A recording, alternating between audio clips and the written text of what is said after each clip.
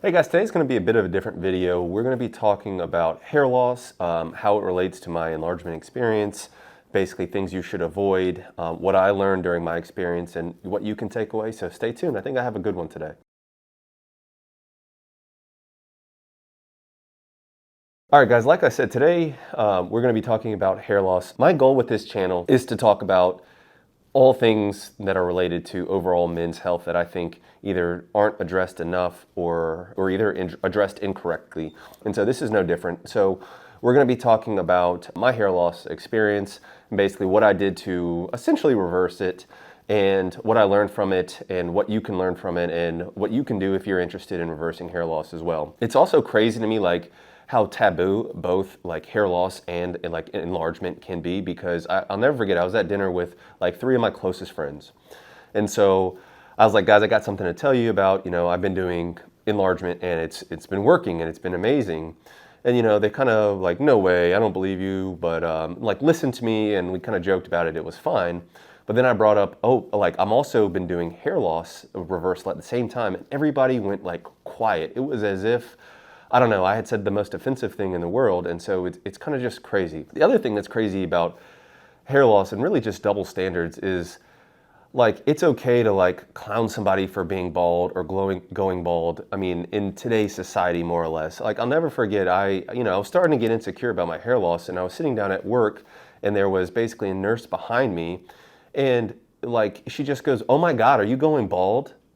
And it's like, dude, what the heck, man? Like, how can you just say that? Then I was like, actually I am, and I'm actually kind of insecure about it. And she was like, oh, I'm sorry, I just noticed it for the first time. And it's like, anyways, and so it's just one of those things where if I was like, oh my God, are you getting fat?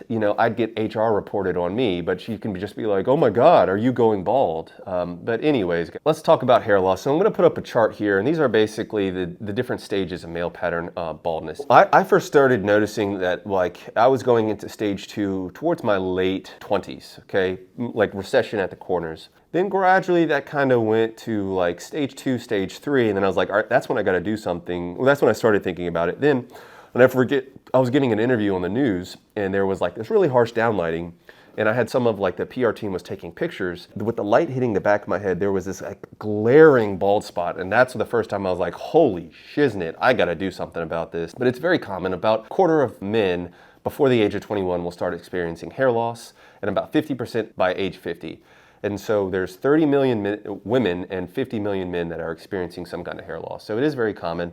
As you all know, there's going to be a familial and genetic component. And so guys, this is not one of those like deep dive scientific. This is a cursory level, like intro level to hair loss, okay? So please, all you guys in the comments, well, actually, DHT, blah, blah, blah. Like, just chill. I mean, it's fine. If I say something wrong, correct me, honestly. But some of you guys just, like, can't wait for the chance where I, like, dumb down something too much or something to jump in and be like, well, actually.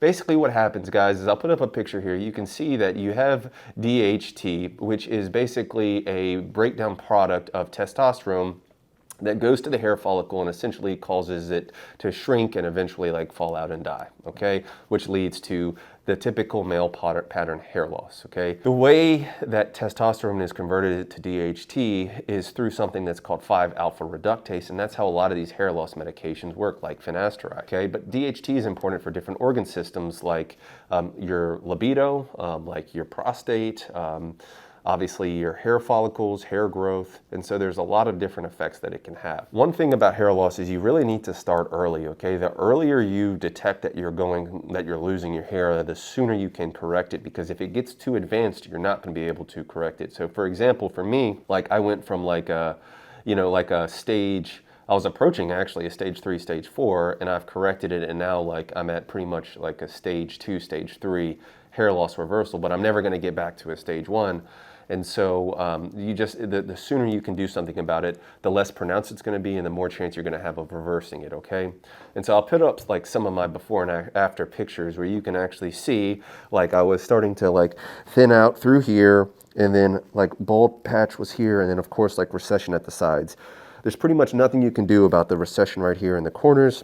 I do think I've kind of headed it off, but in general, like it still is like a little faint line in through here. But there's basically the holy trinity of hair loss, which ends up being basically finasteride, minoxidil, and microneedling. And so minoxidil, okay? And so this is actually a blood pressure medication that they actually noticed was starting to, that was basically shown to cause hair growth when they were treating people. And so they started using it in greatly reduced doses because it's a potent vasodilator, but it also has a side effect of hair growth, okay?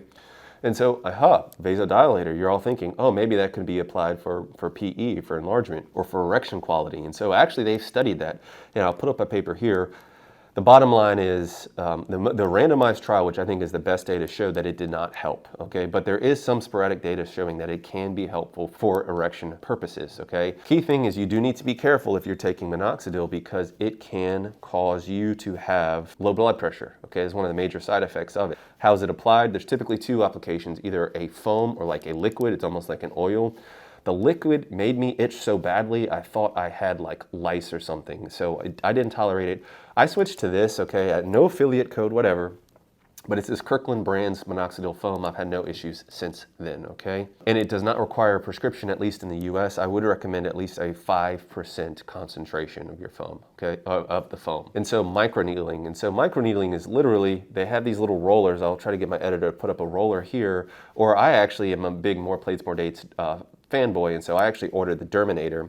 And it basically causes little needles to literally jab your head, okay? The theory behind it is that when you're creating these tiny micro injuries, your skin starts sending increased blood flow to the area to help rebuild the collagen and to help repair the wounds.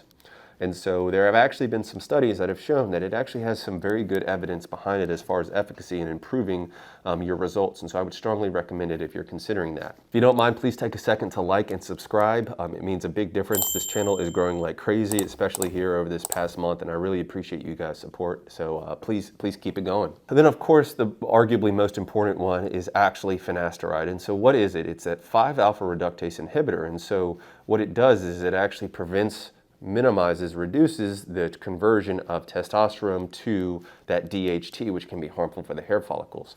There's typically two iterations that are used. One is topical, which is a newer agent, and one is oral, which is kind of the classic agent, okay? I'll put up a post here, or a picture here. You can see that when you take the oral finasteride, you get much higher decreases in your overall body, your blood level DHT, especially compared to the topical finasteride, and you can have significantly more reduction of your scalp DHT when you're using a topical finasteride compared to the oral. You know, there's even this paper I'll put up here, but it basically says that plasma finasteride concentrations were greater than 100 times lower, and the reduction in baseline in mean serum DHT was lower with topical versus oral finasteride. And so they're saying that there's a less likelihood of adverse side effects like reduced erection quality, decreased libido, sexual side effects, okay? So what was my experience? Because I've actually used both. And I know this sounds crazy, and I know what the data says. And you guys know I'm a big believer of the data. I had far worse side effects systemically when I switched to a topical finasteride, okay? I went to Hims, I'm not an affiliate, but I got a mix of a spray between topical finasteride and minoxidil. And holy crap, man, like my libido tanked when I used it the way they prescribed it. And even when I started reducing it, it still tanked. And so I actually since then have switched back to oral, and instead of taking like 1 milligram daily, which is kind of like the standard starting dose, I've actually started using like a 0.5 milligram 3 days a week, and I'm doing good. But I'll talk about my experience in just a little bit, so just be aware of that. But for most people, the topical is going to be less systemic adverse effects, okay? Less systemic side effects, okay? There is this syndrome, it's called post-finasteride syndrome, or PFS, okay? What this means is that you basically stop your finasteride, usually because of side effects, but you don't recover. You have prolonged and sometimes irreversible sexual, neurologic, physical, or mental side effects from being on the finasteride, okay? And so here's a paper that breaks it down if you want to read more about that. Honestly, I wasn't even aware of this when I got started on it. I wish I had been more aware, but you know, kind of like PE, I just jumped right into it because I wanted to reverse it. I will say that, you know, More Plates, More Dates, Derek, he actually has a video, and he actually talks about how he doesn't really inherently believe in like the post-finasteride syndrome, and that's more of a marker of like a baseline metabolic and like endocrine, your hormones are effed up to start with, and then you go on finasteride, and that's what leads you to be even more effed up. I'll try to link the video below, but you should check that out. But I actually agree with that. I think if you're a healthy guy with a healthy muscle mass, and you work out, and you have a good diet, and you're not incredibly obese or even moderately obese, I think that post-finasteride syndrome isn't really a thing. I think it's these guys that are obese, that already have higher estrogen levels, that are sedentary, that don't have muscle mass, that don't have testosterone as a result of that those are the ones that are at risk of this post-finasteride syndrome. The point is, you need to be aware of it if you're considering hair loss. Read about it, figure it, talk to your doctor about it, and see if finasteride is going to be right for you. As far as my enlargement experience, guys, I started literally hair loss reversal and PE at exactly the same time for about 3 years now. You've seen my gains. If you haven't seen my 3-year anniversary video, or go to my Reddit profile, and you can literally see the gains that I have made over these past 3 years. It's impressive, in my opinion, about 1.5 inches in length and about just shy of 1 inch in girth, okay? Now, I've been on finasteride for at least most of that, okay? I've kind of on and off, cycled on and off, because you can actually cycle on and off, because here is a paper I'll put up here, but you can actually have, it takes about 14 days before your DHT levels start to actually return towards normal when you're taking finasteride orally. But the activity that you can see at the follicle, there's evidence that you don't start to reverse that benefit that you've gained for up to 365 days, depending on how long you've been on it.